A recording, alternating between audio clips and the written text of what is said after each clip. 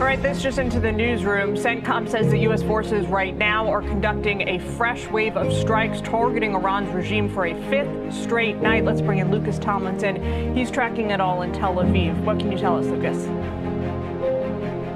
And Jillian, U.S. Military Central Command says airstrikes started about 35 minutes ago at 2 p.m. Eastern at the top of this past hour. And from the indication from Central Command, it appears that these strikes are ongoing. And this comes on top of the 3 waves of American airstrikes launched just yesterday. And while CENTCOM says this is the 5th straight night of airstrikes, really they've been going on for more than a week, going back to July 7th when President Trump made the decision to ramp up this conflict and turn it back into a major military operation. So he described it to our own Trey Yimps in that interview. We're seeing F-35 stealth fighter jets being launched from bases in the region. We're also seeing fighter jets from the USS George H.W. Bush and the USS Abraham Lincoln F-18s.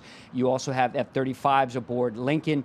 You also saw this blockade being enforced. We saw the dramatic video of that oil tanker getting its stack shot out by those Hellfire missiles, likely from a drone, or perhaps an Apache gunship also carries the Hellfire missile. And it appears that this is having an effect in the Strait of Hormuz. There has not been an attack by Iran on a commercial ship in the Strait of Hormuz for the past 3 days. And we've heard from President Trump, he wants to ramp up these airstrikes, get Iran back to the negotiating table. And as we heard earlier from White House Press Secretary Caroline Leavitt, Iran does want to talk.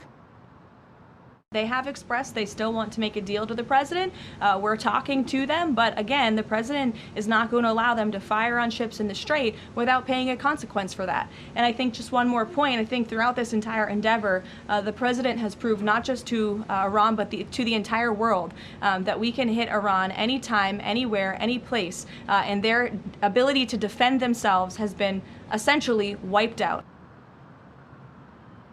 And of course, as our audience knows, we've been here before. We've heard claims from Iran that they're willing to talk. We saw the signing of that memorandum of understanding, which, as we learned from President Trump last week in Ankara at the NATO summit, is over. The ceasefire is over and major combat operations have resumed.